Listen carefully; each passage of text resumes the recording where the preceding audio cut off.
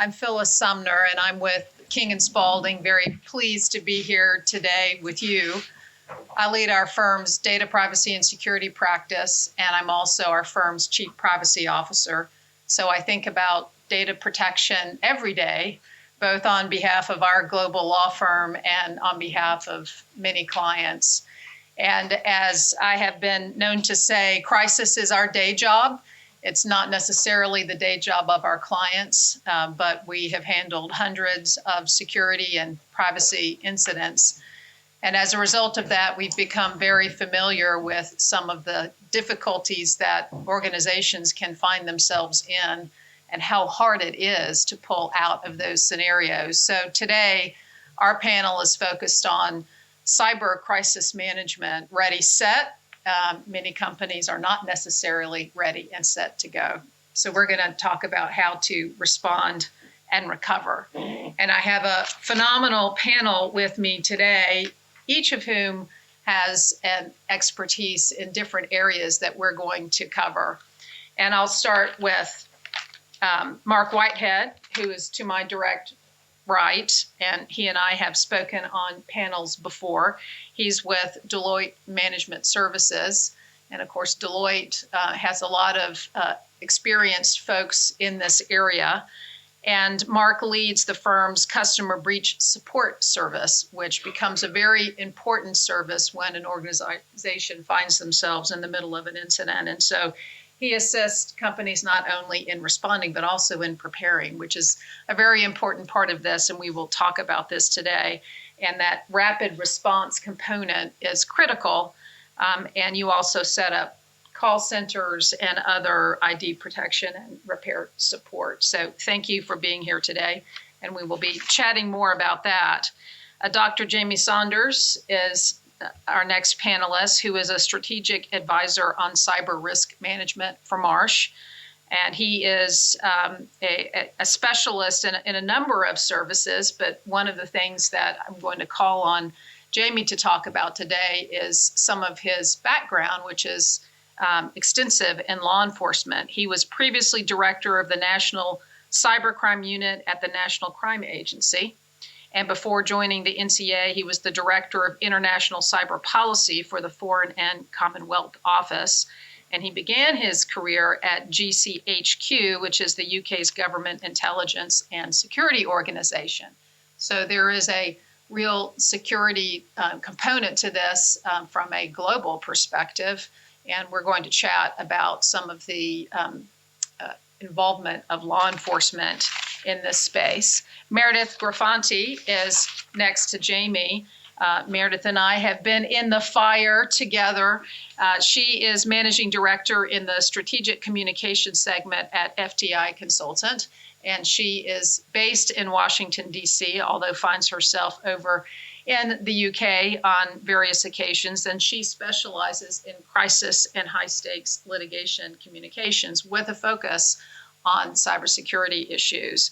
Before joining FTI, she was with Equifax. I'm sure probably everyone in this room is aware of the security incident that Equifax experienced because it went viral, and it was a company-changing event. And Meredith was very much a part of assisting Equifax in changing and worked very closely with the Chief Transformation Officer who was appointed after the event. And by the title alone, you can tell that the company went through a significant transformation after that security event.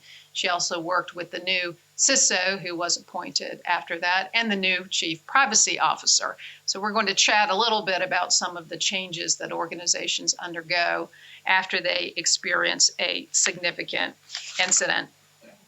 And finally, we have Toby Duthie, who is a founding partner of FRA and head of its UK and European offices, and he has more than 20 years experience in financial analysis, complex financial modeling, investigations and compliance review, and particular expertise in multi-jurisdictional investigations. And of course, when it comes to data security incidents, oftentimes they are global in nature, and you need folks who have experience in investigations and regulatory issues across many jurisdictions. which Toby has, including in the US, Japan, Austria, and the UK. So welcome the group.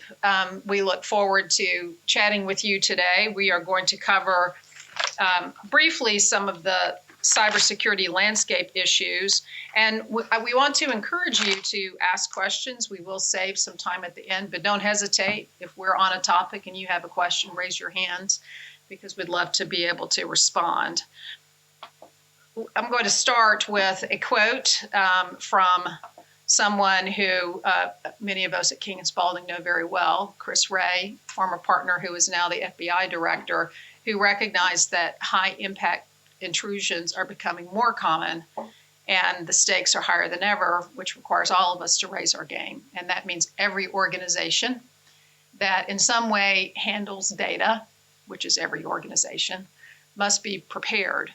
And we can no longer just wait to see what happens when we experience an event. And we're no longer talking about adversaries who are boys and girls in the basement trying for fun to hack into systems. We are talking about very sophisticated threat groups. Over this past weekend, in fact, we ended up with a new security incident where the FBI came to our client and provided them with a security alert about a sophisticated organization, Fin8 is the group, that is targeting retailers and restaurants. And once they get in an organization, they often go undetected for months. And before they are even known to be within systems, they've already exfilled information. So I want to pause for a minute, Jamie, and start with you, because obviously you have investigated many threat organizations. And if you can just speak a moment about the level of sophistication that we're dealing with, that companies need to be conscious about as they're thinking about their cybersecurity and information programs. Hang on, that should work. Rick, I'll use this one. Is that working? Yep. Yeah. I mean, the first thing to say is that it's important to split in one's mind between nation-state activity and criminal activity. And I'll start with nation-state activity, which Phyllis has already mentioned. And the reality is that it is becoming normalized that states can use cyber activity, not just in warfare, but pre-warfare. And you're seeing that in the Ukraine, where the Russian state thinks it's perfectly reasonable to play around with their economy, their critical national infrastructure, and so on. You saw this a couple of years ago when there was, again, probably Russian malware found in the Petro-Rabia oil processing plant on the Red Sea that closed down because some virus had got kind of totally out of hand. And we're not immune to this in the West either. The UK championed the development of its offensive cyber capability and said what a good thing that was. And of course, you'll have seen the discussions over the airways between Trump and the Iranians about who's using cyber against what. And again, this is becoming seen as a perfectly respectable tool for nation states to use. I'm not making a moral judgment here, it's just a reality. The problem is that it tends to be businesses that are on the front line of this conflict and are getting dragged in. And I think the NotPetya incident, which everyone will remember, where Maersk Shipping, DLA Piper and plenty of others were shut down, is just an example about how the actual impact of this stuff is on governments, on businesses. The other issue is that this is proliferating. 2 years ago, there was a report done on a group called Machete that had suddenly burst onto the scene in Latin America, clearly from a Spanish-speaking country, because when the code was looked at, there was lots of Spanish colloquialisms. No one's quite sure which one it was, probably Cuba, not definitely Cuba. Also, you're seeing a lot of tools for hire, tools that you can buy on the dark web. So we even had the Lebanese government caught spying on various different regional rivals because they were able to buy the capability from the grey market. The criminal side is equally scary, and we're seeing that evolve. We've been familiar with the big kind of Russian organized crime groups. Well, they're now clearly hiring Japanese speakers. I was in Japan last week, and lots of people were saying how very convincing some of the phishing emails they were getting in native Japanese, and that's been linked back to Russian groups. You've got the Russian groups beginning to form alliances with, again, groups in Latin America. The Vietnamese are getting to be the sort of local experts in cybercrime in the Far East. And there are indigenous Middle East and Arabic speaking groups emerging as well. This is very, very profitable. It's difficult to trace. It's difficult to have any real deterrence against these criminals. Even when you do trace them, they'll be in jurisdictions which are hard to reach. But it's not hopeless, and I hope we'll come on to that later on. Thank you. So that gives you a sense of the landscape. And the reality is very difficult for organizations to stay ahead of the criminal activity because, unlike organizations, these criminals, that is their day job too. And oftentimes they get paid very well to continue to increase their expertise. And of course, technology is constantly changing. And as it assists us, it also in some ways becomes our enemies. Just as we as individuals love that instant credit that we can get when we walk in a store, or can immediately buy a car, or we can immediately locate our friends and organize events on social media, those also become our enemies because they're accessible oftentimes by bad actors who use it to our disadvantage and to organizational disadvantages. And let's take a moment to just pause and think about what we've seen in the spotlight. And here are a few organizations who have experienced very significant events. And as you can see by some of the numbers, they have significant financial impacts on the organizations. And we're seeing regulators and laws that have more teeth.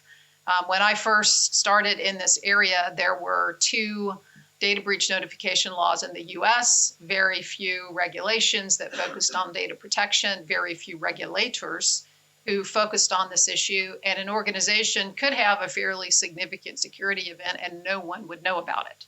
Not the case today because of all of our notification requirements. Oftentimes now, we may have 72 hours, debatable as to what triggers that first hour to start counting, but 72 hours to report an event to certain regulators. You hardly know what is happening within your systems after you see suspicious activity to be able to actually report to an organization.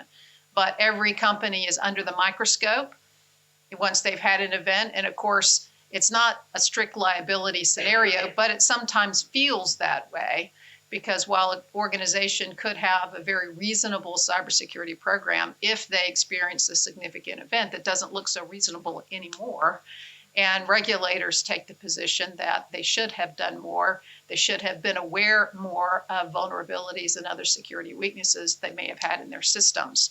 So in these particular matters, Equifax for one, I've spent the last 2 years in defending Equifax that experienced more than 450 class actions that were filed against it, a number of regulatory investigations. If you all have followed it, you also are aware that the CEO stepped down, still testified before Congress. The interim CEO came in, he testified before Congress, and the current CEO testified before Congress. And there have been many changes as a result. And as you can see from the resolution here, the $650 million resolution, that was a multi-regulator resolution and class action resolution all put together, but a very high dollar amount. That included the 450 consumer class actions, the FTC, the CFPB, and a consortium of 48 attorney generals in states in the U.S.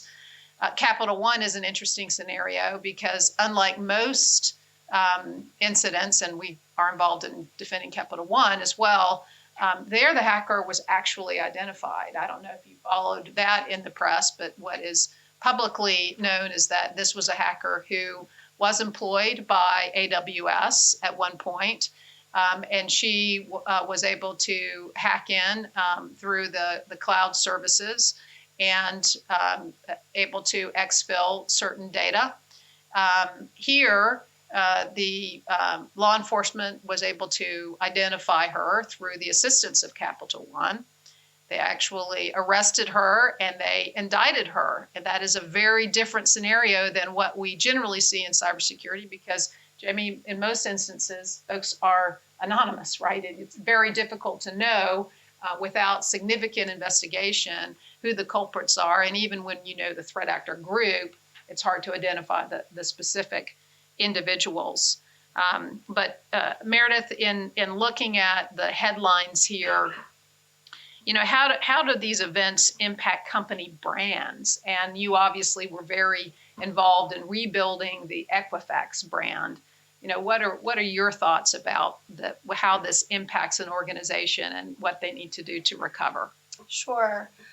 You know, I think trust is always one of the hardest things to lose and one of the toughest things to rebuild. And it's funny because I look at these headlines and you think, gosh, it seems like we read about a new breach in the news every day. Isn't the media sort of like losing steam for this subject? And I really think when you look at these headlines and you see that trust is at the heart of what keeps them on the front page of the news. And, you know, for the press, the more salacious the headline, the better. So if you take a look at these and you think about a few questions, number one, what did the company do to prevent the breach? I think that's one of the things that Equifax took a lot of heat for. Were they necessarily spending enough or prioritizing cybersecurity in the grand scheme of things? You know, did the company discover and disclose the breach quickly enough? I think we saw that with Marriott. Of course, did the company have data of mine that they shouldn't have? So you see that with Facebook. And then lastly, you know, and worst of all, was the company doing something to cover that up or you know, prevent any sort of investigation? So for Uber, that was a bit of a bad headline for them, as you all recall. But, you know, as Phyllis mentioned, Equifax went through a huge transition to sort of rebuild that trust. They brought in all new leadership. I think they really prioritized ingraining a culture of security into everything they did, from training all the way down from, you know, from the board of directors down to the person guarding the door at the facilities. I think that was something that was a serious fundamental shift in the way that they did business. Also, a increase in about $2 billion in spending as far as their security program actually went a long way as well. So some things. And even tying security to compensation, which now I'm seeing more and more. I've spent a lot of time talking with boards and executives, and this is something that boards of directors are considering, is actually tying the comp of executives to security, which I think we will continue to see that change. If we look at the emerging landscape in terms of losses, here's just an example, and this is data that comes from the Internet Crime Complaint Center. And this is IC3 information, and this does track losses across the globe, but it is dependent on them being reported. So obviously there are a lot of losses that would not be included here, but you can see that there are losses here that have been reported of over $7 billion. Frankly, the amount of money that criminals are making in this space is pretty staggering. If you look at ransomware alone, you know, unfortunately, and I say unfortunately because I spent a number of years as a federal prosecutor myself, and you know, you don't want crime to pay. You don't want individuals to be incentivized to extort money, and they are incentivized to extort money because oftentimes companies do pay when they are extorted in the context of ransomware. That has become a multi-billion-dollar industry for criminals. So as long as it is profitable, we're going to continue to see criminals take action. But there are many losses outside of just what you end up sometimes paying the criminals. And those losses are hard to calculate. Toby, can you talk to us a little bit about, I mean, that's kind of in your wheelhouse in terms of thinking about the financial impact to organizations. And I know that your group does this across a number of different types of issues. But, how can an organization get their arms around potential losses when they're looking at a significant incident? Thank you. I think there's obviously the direct loss, which is the damage to customers. There's also the more indirect cost, which Meredith mentioned, which is brand, which is obviously absolutely critical to a company like Equifax. Its brand and its integrity, given the data it holds, is absolutely critical. I think what we're also seeing is a seismic shift in terms of the fine regime. Under the old system, certainly in Europe, the maximum fine was 500,000. Not really life-changing for any company. I think obviously with GDPR and those recent cases, the BA case and also the Marriott case, that's changing. What we're seeing, however, is that the UK is, or Europe in general, is a bit behind the US, and I'm sure Mark will have strong views on that. I think what we're thinking is really the strict liability aspect that you mentioned, Phyllis. This is something that needs to get looked at very carefully because it's very difficult for companies, senior management. It's very difficult for regulators to understand the genuine impact of a technical breach. Even my colleagues who have sort of digital forensics backgrounds find it very difficult to articulate clearly what's happened, how it's happened, why it's happened, and why it won't happen again. I think that's really important because that's going to be one of the most critical factors that will mitigate the size of the fine. And one of the things that we're keen to do is engage with the ICO and other data protection authorities to really create a fine regime which will help companies understand what they need to do, because that will also proactively help reduce the fine by helping them embrace a sort of compliant regime. So actually the German Data Protection Authority just last week produced a 24-page memo setting out very clearly in a very Germanic way. I'm half German, so I can say that without it coming across as derogatory. Precisely how they think fines should be calculated. It's unbelievably helpful because it also shows how you can prevent, or how you should be looking to prevent these sorts of breaches. Because at the moment, it's a very, very blunt instrument. 4% of turnover or revenue can be an enormous figure, especially if it goes over multiple years.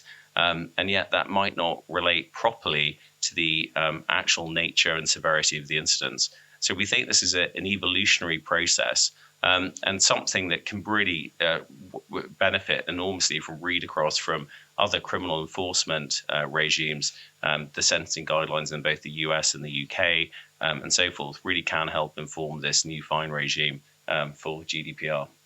Thank you. Yeah, I had just recently finished teaching a cybersecurity incident response course at the University of Georgia Law School. And at the last day of the class, their job was to come and present an executive summary as if they were talking to the CEO of the organization about a breach that the company had just experienced. And they were supposed to talk about the risk to the organization, potential financial impact, and next steps, which they found to be a very difficult task, and it is in real life. And I literally received a text about a security incident during that class, and then I found myself over the weekend doing exactly what my class had done to me, which was reporting out to the CEO and talking about the potential impact to the organization of what could be a significant incident. And they're talking ranges. I mean, Mark, you talk about next steps and logistics and how to mitigate risk in incident response. Chat with us a little bit about your thoughts on how to handle that. So in one word, it comes down to preparation. I think Toby makes some very good points around what's happening in the regime at the moment in terms of mitigating losses, which we've been talking about. Ideal in the customer and operational side of what happens after a data breach. And it tends historically to have been forgotten. I think the German progress that you're talking about is built on, for those of you that want to go and have a look at this, but Article 29 of Directive 95/4 EC presents, it's WP 253, it presents 11 criteria which supervisory authorities are guided to use in assessing whether to set a fine, and in setting that fine, how big or small that fine could be. And when we talk about response to a breach, of those 11 criteria, there's only one that is used as a tipping point to decide whether to go ahead with a fine, and if there is a fine, how big that should be. And that is number 3 of that list of 11. And it relates specifically to duty of care to your data subjects. I think people understand that a data breach can impact how you run your organization, but after a breach, the risk is with your data subjects. And it's interesting that the EC have already come out and said that that duty of care element is the one thing that could be the tipping point. I think it'll be interesting to see where that fits into the German calculator. Yeah. But nonetheless, when we think about how you respond to a breach and how that impacts on potentially your brand and reputation, as Meredith said, but also on your balance sheet, I think people have for many years focused on the technical and forensic side of things. But now that duty of care is absolutely coming to the fore. I think as well, if you look at recent cases, so Lloyd versus Google and Justice Warby and his view on British Airways, we are becoming more US-like in terms of our dealing with these breaches. Not only are the fines going up, but the door is very much open now to class action. So the response to a breach, just as much as the how you sort of put your security in place in the first place, is becoming incredibly important. And there are a number of things, and I'll shut up shortly, Phyllis, but in terms of preparation that you need to consider, we talk about the customer.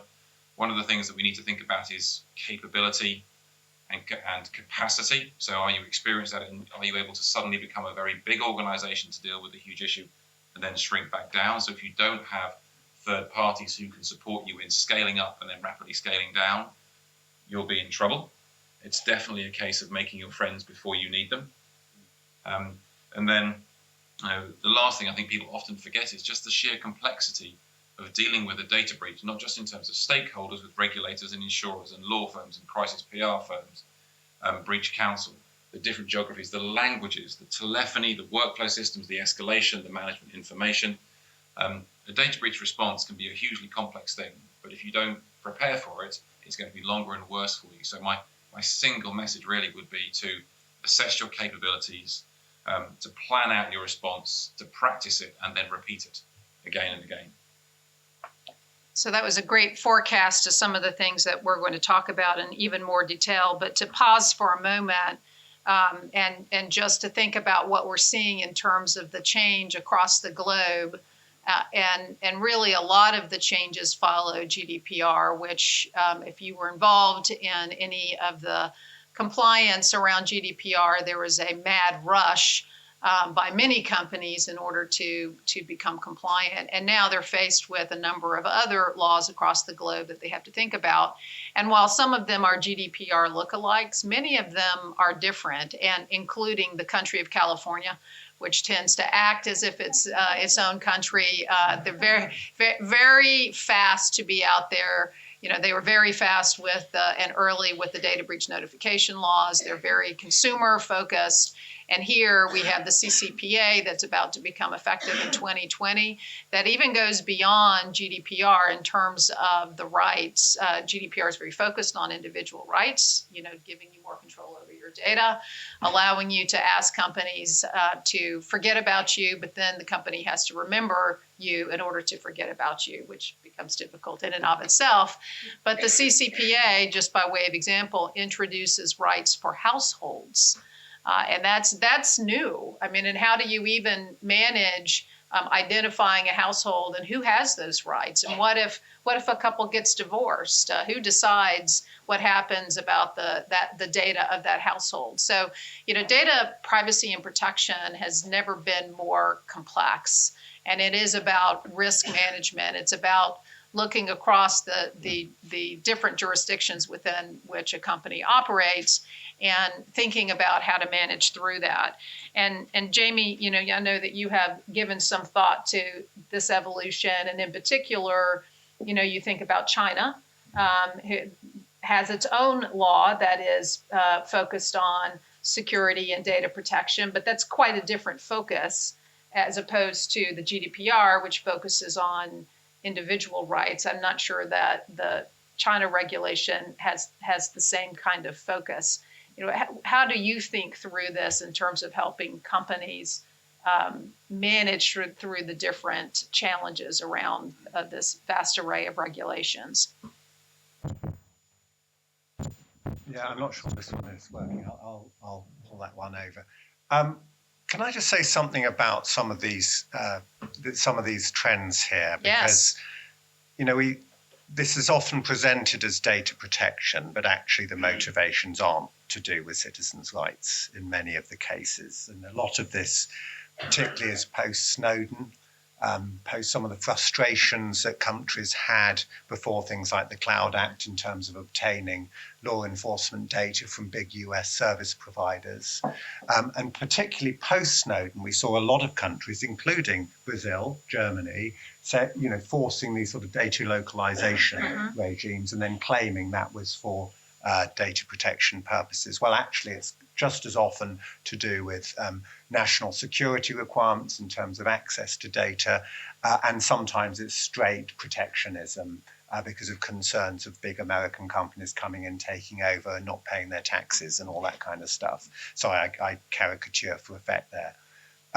I think this is a massive issue for global companies, particularly because there's been this kind of assumption that you're building systems on a globalized network. Well, that's just not the case anymore. And we're seeing more and more countries insisting on data localization, often in quite small markets where, frankly, data localization is not a practical proposition. So I think we've got the overhead of having to bear in mind different data protection regimes, but layered on top of that is, I think, a much more fundamental point that actually companies have built their global IT architectures on an assumption of globalized provision of data services that is now being fought very, very hard by more and more countries across the world.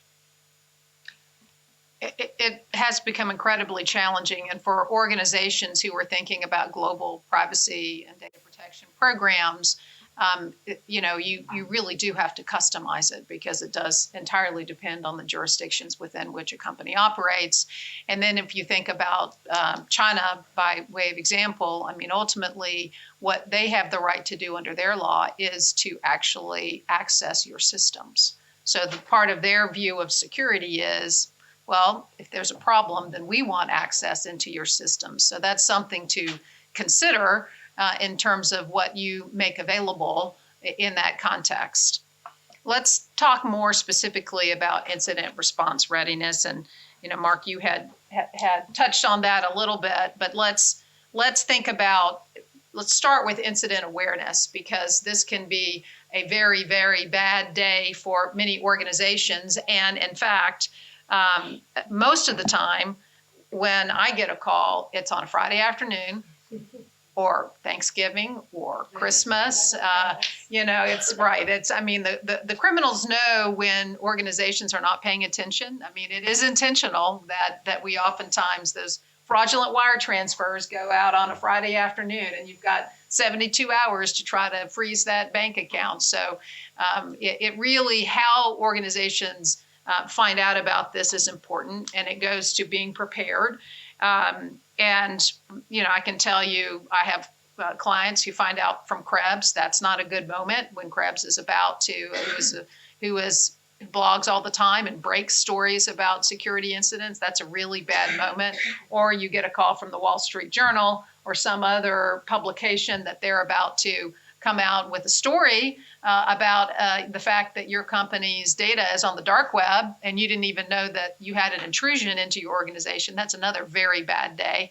That happens frequently. Or you get a knock on the door and it's the FBI or the Secret Service or some other law enforcement agency in another country to tell you that they're aware through informants that your data has been leaked and is being sold or trying to be sold in that context, or that you have a nation-state individual planted within your organization who is stealing information and sharing it with another country, or a security researcher who reaches out to say, guess what, I have identified a vulnerability within your organization that is being exploited.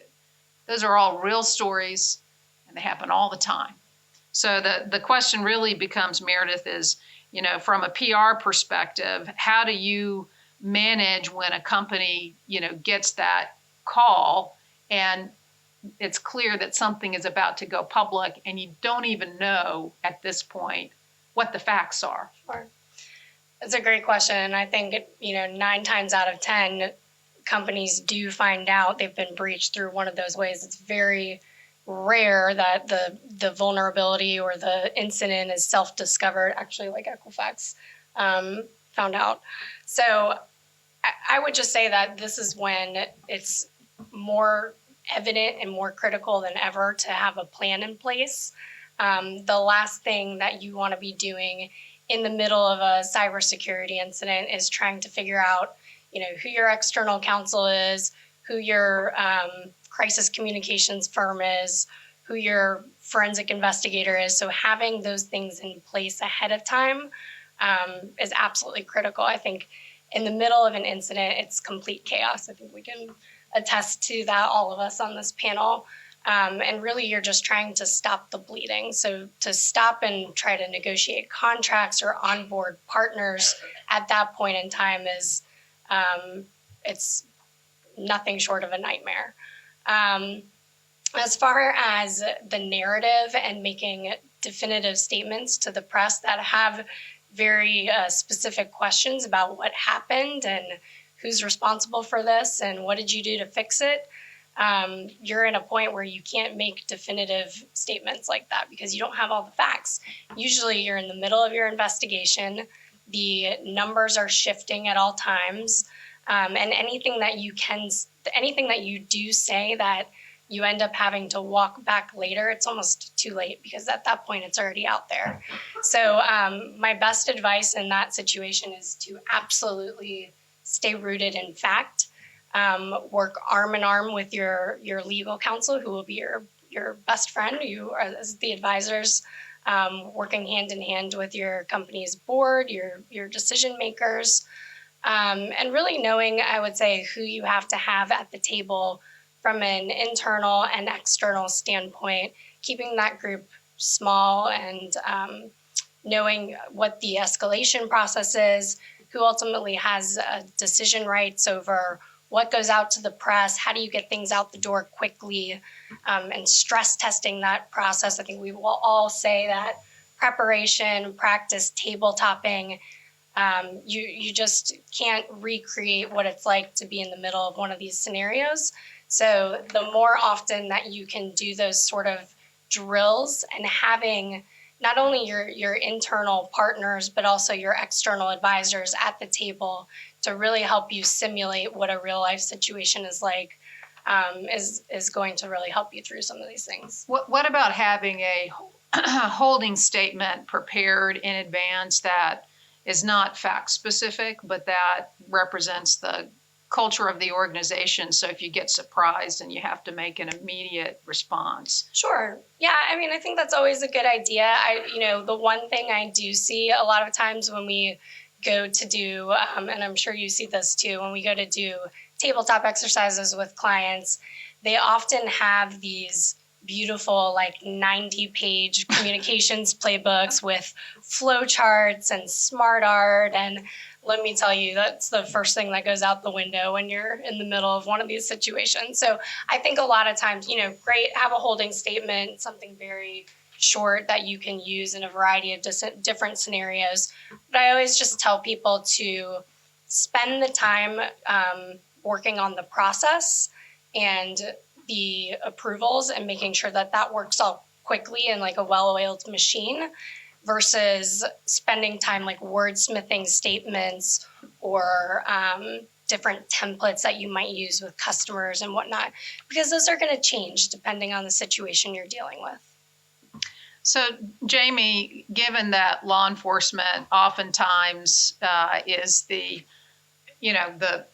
way that a company finds out about an incident, what are your thoughts in terms of proactive discussions with law enforcement in advance so that there's some connection that the company has with the right officials if they were to experience a security incident?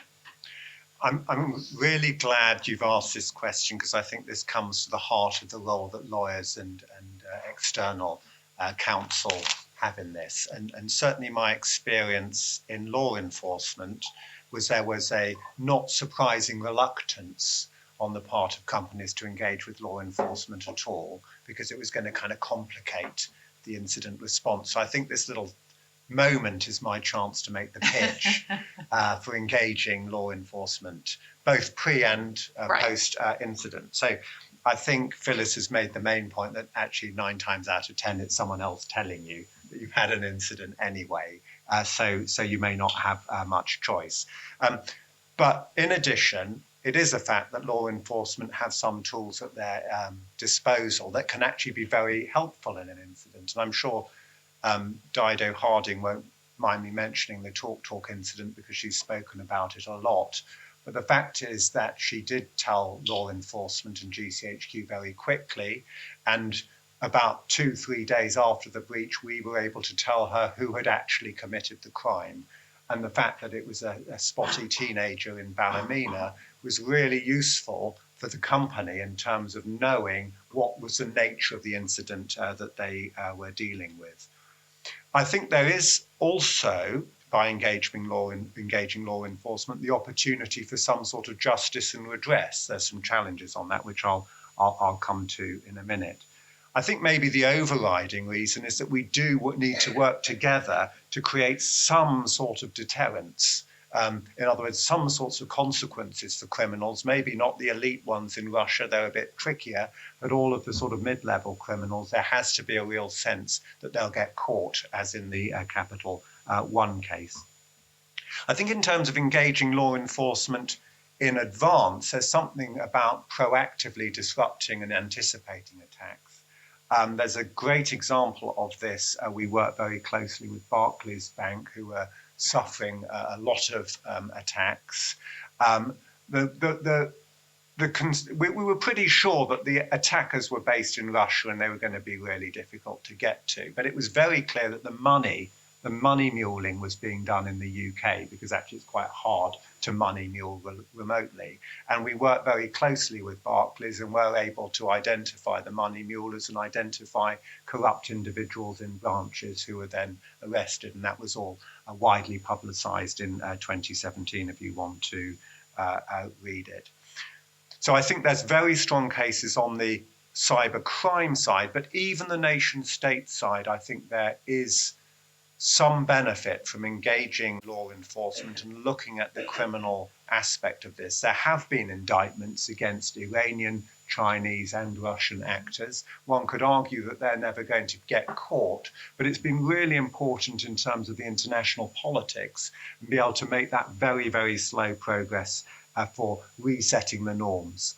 I mean, I really believe it's the nation state threat ultimately that's going to be the most damaging for companies. And I think the more we try and use the rule of law in that situation, the better. Well, and Jamie, and individuals do travel sometimes. Exactly. And there have been circumstances Yeah. where planes have been diverted and they've Yeah. ended up in a country where an individual can and has been arrested. So it does still, even though, it may not be possible to extradite, it does have some deterrence because it does restrict individuals who have been indicted. Especially if, and sometimes or we've arrested people that they didn't know that we knew who they were. Yeah. But they've gone to Cyprus on their holidays because it's warmer than Moscow. That's a tough holiday there. Can I just say two other quick things? Yes. Because, I do recognise that there are challenges in terms of understanding the protocols about how to share information with law enforcement, especially before, pre-incident. And there is a mechanism for this called Section 7 of the Crime and Courts Act,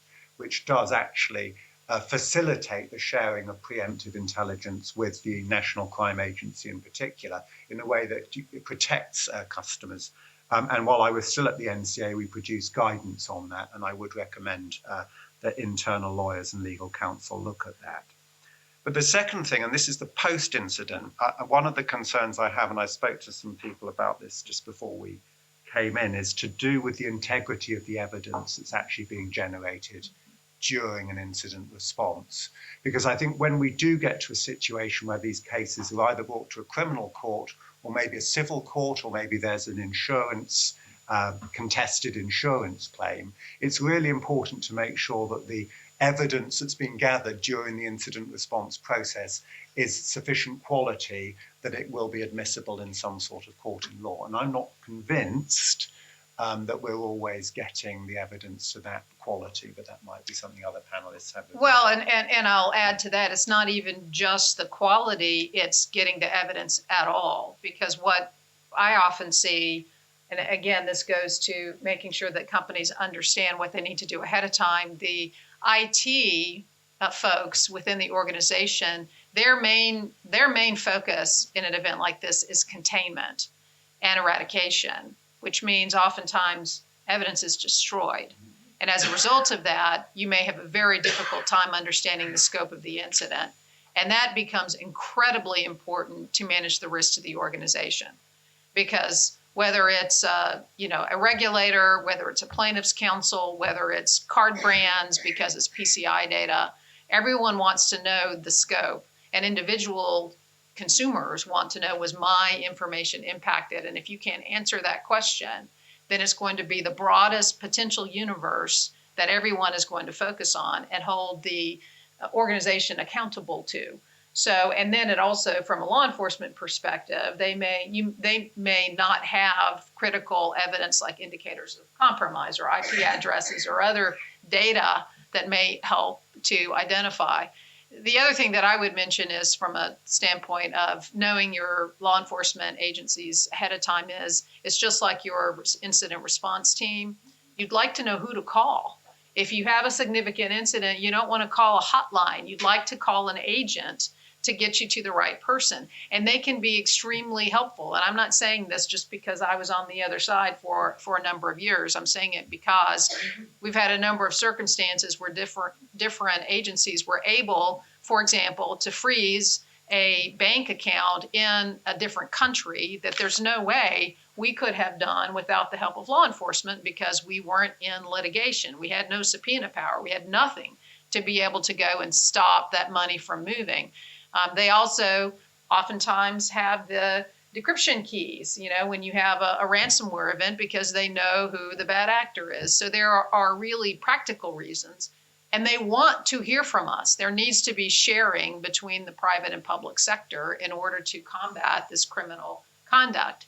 And finally, you want to be viewed as a responsible corporate citizen. And if you are truly the victim of a crime and you do not contact law enforcement, down the road, when you're saying, wait a minute, I was victimized here, and then publicly you can't say that you reached out and made a report to law enforcement, it becomes very difficult to believe that an organization actually was victimized and was a criminal victim. So there are many reasons to consider. While companies want to circle the wagons and keep all of that information very confidential and tight, there are multiple reasons to consider in terms of moving forward with that.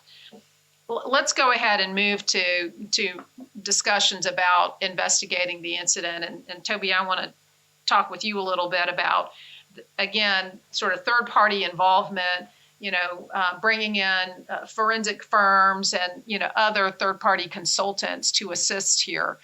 What are your thoughts in terms of when a company should move forward in engaging consultants?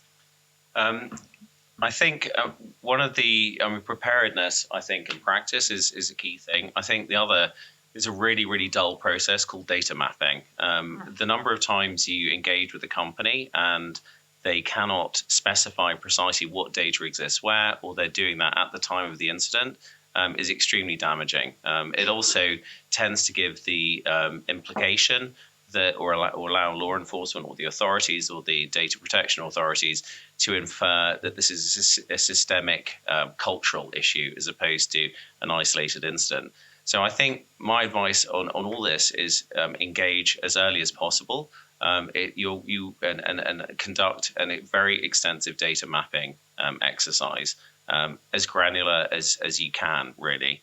You can do that internally. I would often recommend engaging a forensic firm to provide you the advice, because then you've got the benefit of benchmarking and ensuring that you're following best practice. But it is a costly affair, and often you might want to conduct a lot of this yourself in the first instance, but definitely in contact with a forensic firm. The data mapping will also allow data removal, data storage, data encryption, all these other preventative exercises.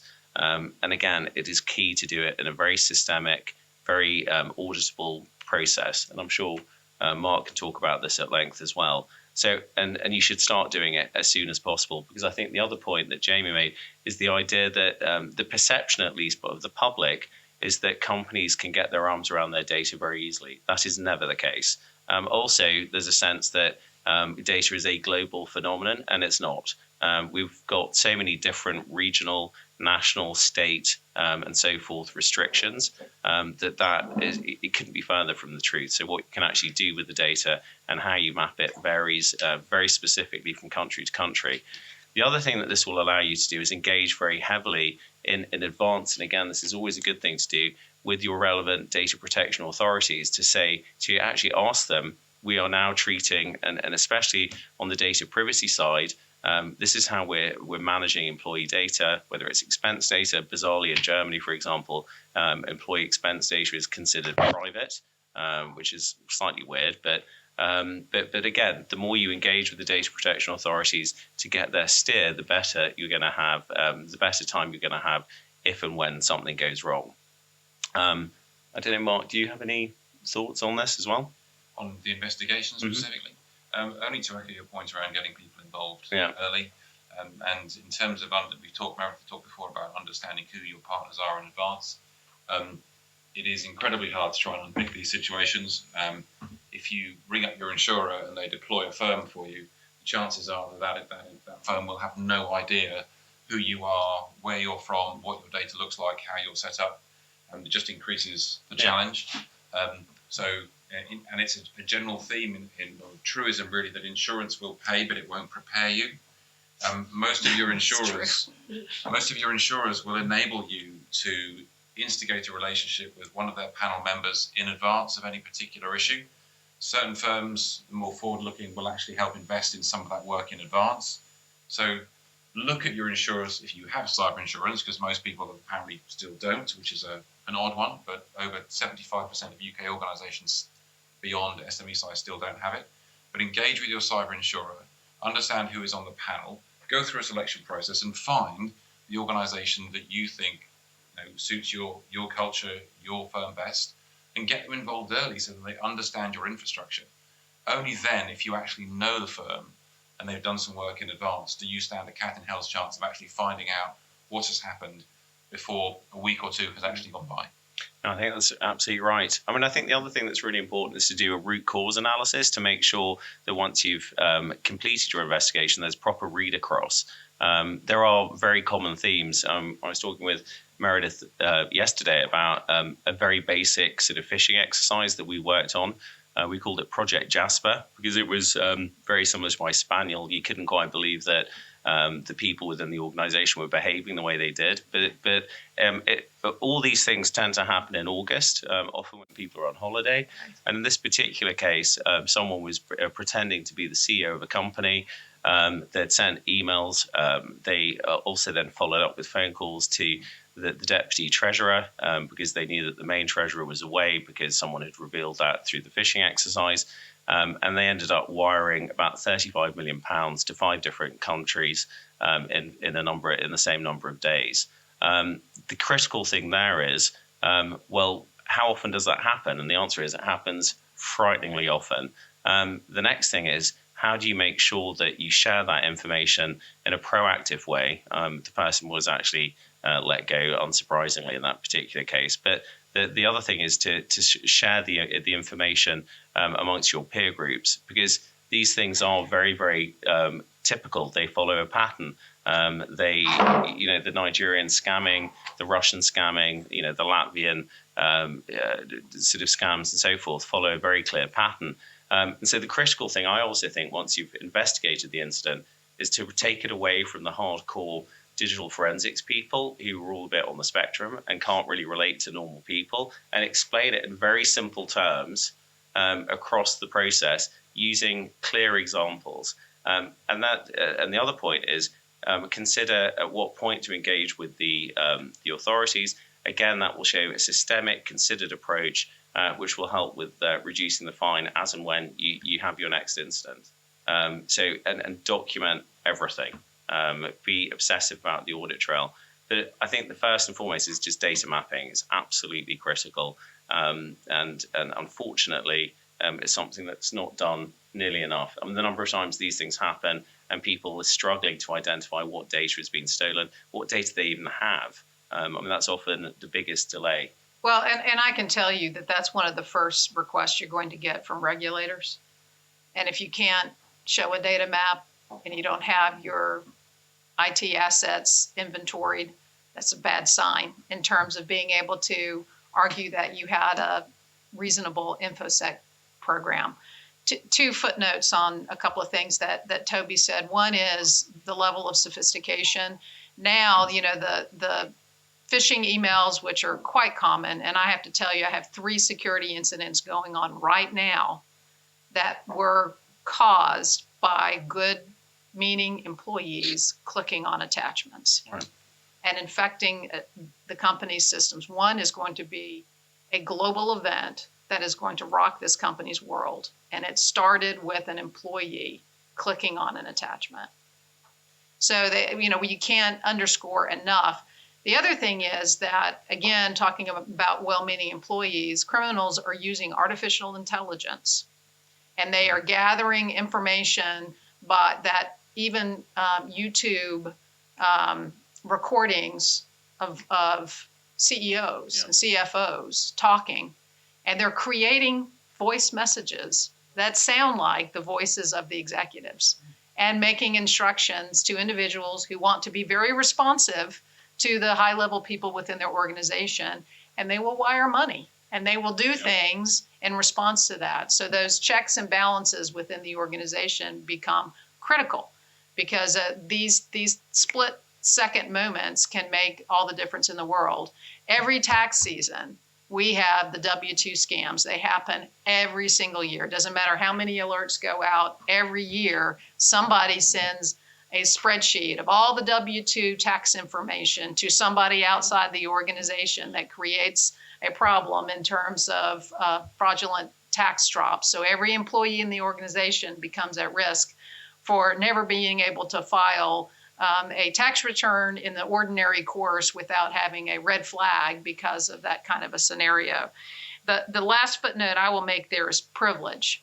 There are lots of, and I know I'm talking to a room full of lawyers, but it often happens within organizations that they start these investigations without involving lawyers. They start the forensic analysis, the IT folks may bring in a consultant, and lawyers aren't involved. And you guys know this, but the privilege isn't retroactive.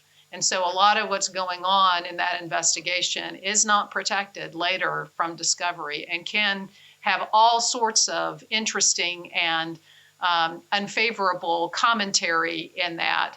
And the other thing is, it's not, as one of my colleagues said, it's not pixie dust. You can't just sprinkle privileged and confidential on communications and expect not to produce it. So having a process in place where you can establish that privilege appropriately and have legal involvement for the purpose of providing legal advice, which is critical, must happen early. And oftentimes you don't know the significance of an incident. As Meredith and I know very well with Equifax, everybody knows July 29th, 2017 is when Equifax discovered that there was something. Well, it was suspicious activity. And now from the outside looking in, it appears as if Equifax should have known at that time, July 29th, that there was a data breach. They didn't know that there was a data breach. What they knew was that there was suspicious activity. They announced on September 7th that there was a data breach. And during that time, there was an incredible amount of investigation and data analytics that most organizations would not have been able to do when you're talking about data involving more than 145 million people. But they were highly criticized for how slowly they moved outside looking in, which is why you have to be prepared and understand at the beginning, what you need to do in order to move forward rapidly. Let's talk a little bit about reporting the breach. And Mark, you're obviously very involved in the logistics of this. And now today, speed is everything. So how do you recommend to organizations to be prepared to be able to move fast for reporting purposes? It's been touched on before in terms of relationships with law enforcement agencies, which clearly has to be done, but often we find organizations aren't necessarily aware, especially in the EU, about who their lead supervisory authority actually is. And in certain cases, organizations may have a choice. You may choose to not go for the CNIL because they're slightly aggressive and go somewhere else. But certainly in terms of reporting, one of the main pieces of advice is, and it's not meant to be a silly fact, but make sure you know who your lead supervisory authority is. Make sure you understand the mechanics and the processes through which that submission is made. Now, obviously, your external counsel, your breach counsel, may be able to provide you support in that situation. But understanding who that authority is and what the reporting mechanism is absolutely has to be done. I think Jamie's mentioned already that it can take, and Toby said it can take a huge amount of time to actually find out the specific information. Most regulators these days will ask you to, or are open with you in terms of early reporting, even if you don't know the full facts, albeit the ICO is starting to push back on that now, given they are somewhat overwhelmed. But most regulators now will invite an early conversation, especially if the matter is significant. So we talked earlier about, Meredith said about, reporting the facts as they stand. That also includes not saying the things you don't know or making assumptions. But as long as you are clear and open, that you go early and transparent, then I don't think there is harm to date in reporting early to a supervisory authority. That's debatable in terms of what that means, because of course I agree with you that today you can't wait. You can't confirm everything and then go forward, because confirmation just takes a long time to understand. But there is a balance, right, in terms of at what point you start reporting, because you will immediately get inquiries and it will initiate investigations when you're also trying to figure out what's going on within your organization. So it's a hard call. Agree with it's got to be early. It can't be confirmed. There is a spectrum of when you should trigger that. So right? I agree. I think the 72-hour deadline in the UK doesn't help with that. And certainly if you're a financial services institution, you may actually need to report to the PIA earlier than 72 hours. So there can be a significant amount of pressure. And that is one of the challenges when you're dealing with a multinational breach, in terms of, you ring up the head office and they happen to be in the US, for example, and they tell you to chill because you've got 10 days to do the thing. And I think that 72-hour timeline does increase the pressure and causes organizations to do things, to your point, Phyllis, that may not be sensible in the longer term. I'm not suggesting, early communication of uncertain information, but early engagement and awareness, Right. Again, to help with, potential support, potential guidance could be useful.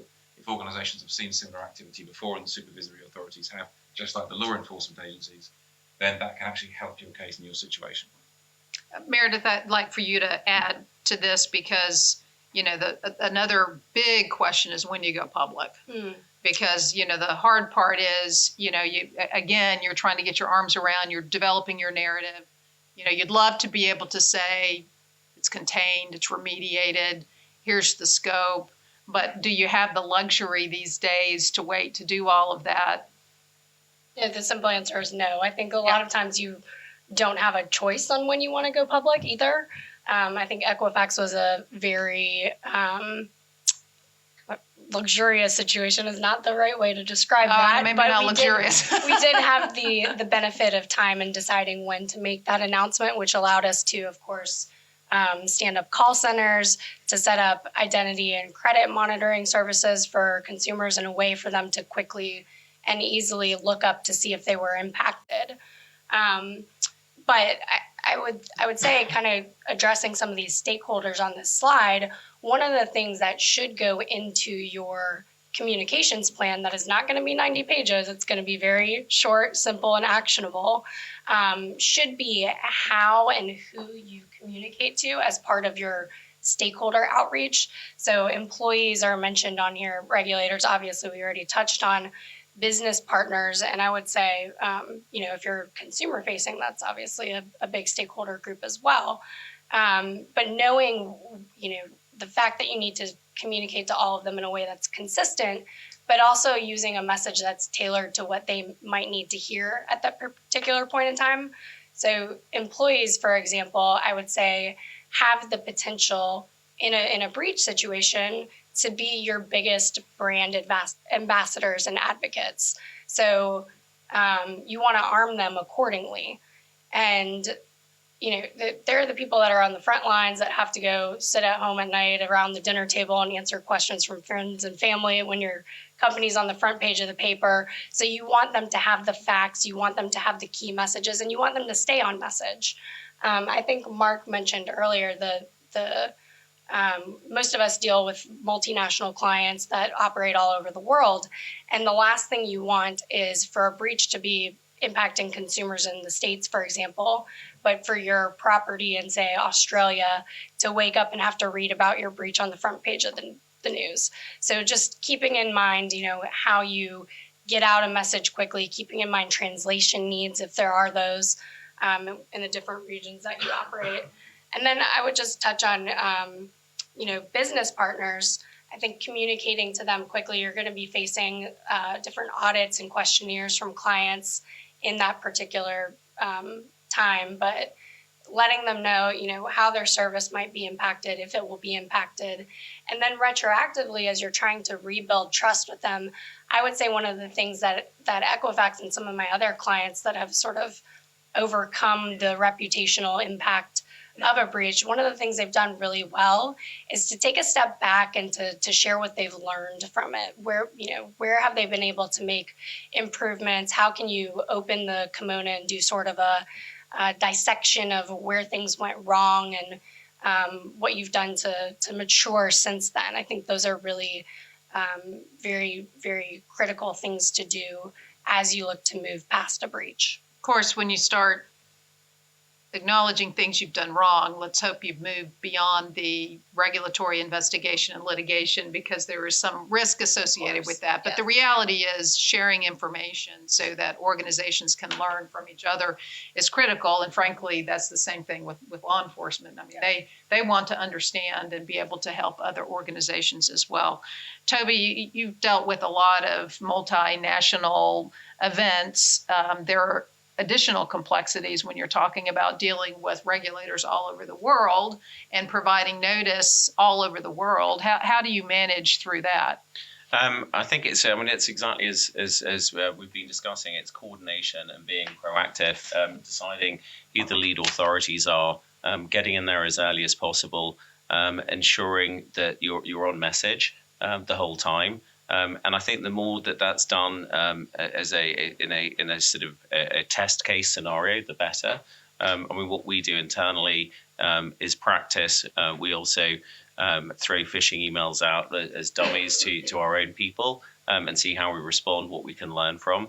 So I think it's really a case of practice, communicating also with people in the field so that you can learn what best practice looks like, because that's constantly evolving and changing. So I think it's that's the critical thing, but definitely knowing who to go to in what order and making it very, very specific. It's a little bit like we've been talking about the incident response program. You don't want to be wading through documents that go on for ages. You want individuals and their telephone numbers and so forth that you can get on the phone as quickly as possible. Yeah, Mark, further thoughts on that? I would just say on the practice point, which is incredibly important. When you ask organisations if they have a crisis plan, most of them will say yes. If you ask them if they have a data breach plan, most of them won't say yes. If they ask if they practice it, some of them will. Most people won't do it on a regular basis. The point around tactics changing and situations changing is incredibly important, which is why you need to practice on a regular basis. But I would actively encourage you in terms of advising your clients, get different people in to do that. I mean, Deloitte would love to do every tabletop scenario for every client globally, but you need different individuals and different organizations in to challenge assumptions in the way of doing things. So don't just go through the usual internal machinations of getting your crisis manager in, run it through. Bring in a variety of different third parties with different experiences to challenge your assumptions and make sure that they can unpick you. Some organizations will be more dedicated and focused on your supply chain. Some will be focused on your IT, some on communications. It's really important to get different, third-party perspectives when you're doing practice. Yeah, and that's a great point. And what I often see is that there's a lot of tabletop exercises going on at the IT and security perspective, and they have very detailed incident response plans, oftentimes too detailed because they try to map out every possible scenario, which is not possible. But what we don't see enough of are enterprise-wide incident response tabletop exercises. And that means the executives participating, carving out enough time to actually participate in the tabletop. And that also means the board being educated and participating in a tabletop exercise, because that's reality. If there is a significant event, you can bet the CEO is going to be right in the middle of what's going on. And if they've never participated in a tabletop exercise, they will not understand the team. I did a tabletop exercise for executives a week ago, and coming into it, the IT and security people were like, oh, the executives understand this. They know exactly what to do. They know the incident response plans. And I said, great, then this will go really well. And then when we got in there, and one of the questions was, what incident response plan do you trigger at this point? And then they looked to the IT and security folks to say, what incident response plans do we have? Well, obviously, if they never exercise that muscle, then that muscle will not be strong when they go to actually do an incident. It's like going into the gym. Pull-ups are hard. And if you go in and you're expected to whip out 50 pull-ups and you haven't practiced pull-ups, you're not going to be able to do it. You need a trainer in there to help you do it properly, and you got to do it more than once, and you improve. And slowly you can do a number of pull-ups. But then you better hope that the trainer is going to be there when you have to do 100 or 150 pull-ups, because that in that context, you need somebody who that's their day job, that they can really handle that. Phyllis, I think it's tremendously important what you've just said, not just because the executive need to know what's going on, but what we often find is when we run these scenarios for, pardon my French, but the lower level teams, if you will, what they don't have is the power to affect change. So the messages that go north get diluted.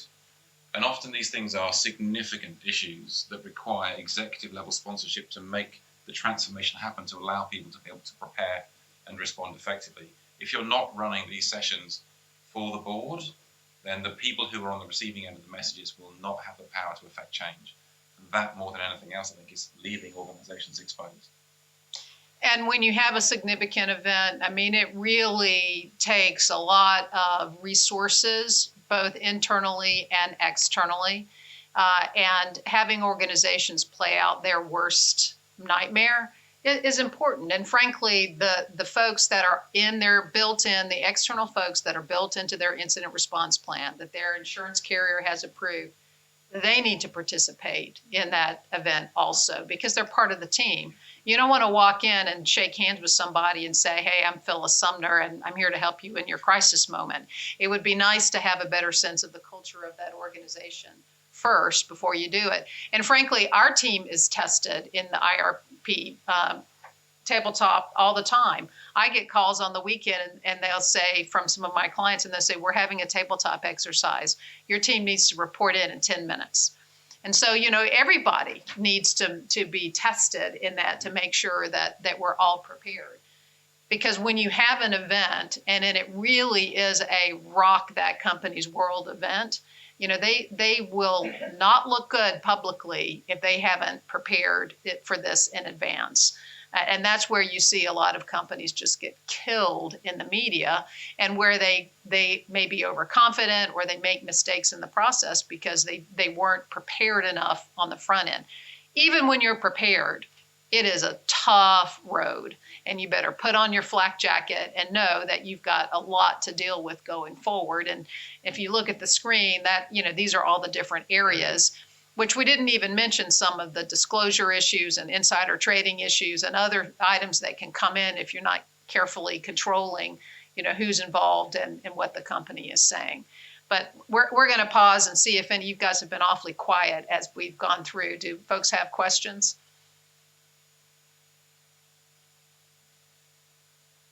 Nope. Yes. One question. Sure.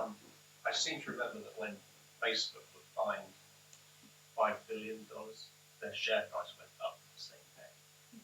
So I was just wondering whether you think that the fines are going to go up even higher before they become apparent that companies that hold that amount of data and profit so much.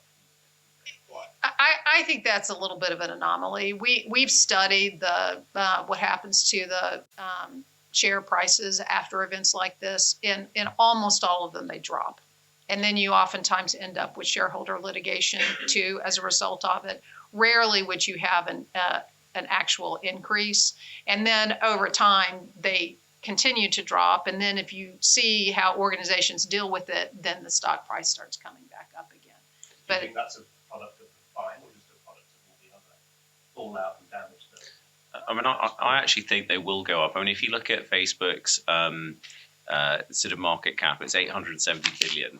So 5 billion is not very much. If you consider, Deutsche Bank's market cap is about 15 billion at the moment, and you look what they're regularly paying, it's the proportionality aspect. I think they're particularly going to go up in terms of not the cyber breach, but the data misuse. It's where people are monetizing other people's data without having received the proper informed consent. So actually a colleague of mine who was in banking wrote what he thinks Facebook would needed to have been fined. I can send the article plus various others from the Cambridge Analytica in order for it to have made the sort of change that was made within, say, JP Morgan post the subprime crisis. So I think certainly in cases where there's been a data misuse such as those, I personally think that those fines are going to go potentially stratospherically high. So fines going up. Stock prices normally drop after the announcement of an event. And then sometimes, though, at the end, because investors are waiting to see what's going to happen, and then when there's finality, sometimes then you can actually get a better result from the stock. No, I agree totally. Yeah. Jamie, you'd want to say something. We'll close out. Because I agree with Toby. I think where data has been abused, on purpose by design, it's similar to the VW emissions scandal. Exactly. Which is kind of similar. They should be hammered hard, but I do worry about the size of fines which are being talked about when it is a pure security lapse, which could have happened to anyone. So I hope those won't go up. Yep, I think that's exactly right. I mean, in terms of, I don't know if everyone read about the FT lead article about your television, even when it's switched off, is listening to you and sending your data. I think that kind of very cynical abuse is going to get hammered. I think one of the areas we hope will happen is that through proactive mapping, testing, practice, engagement, that the kind of breach aspects are going to be put into their proper context as opposed to be treated in a similar way. I think that's exactly right. Well, and that's a great note to end on. So thank you very much.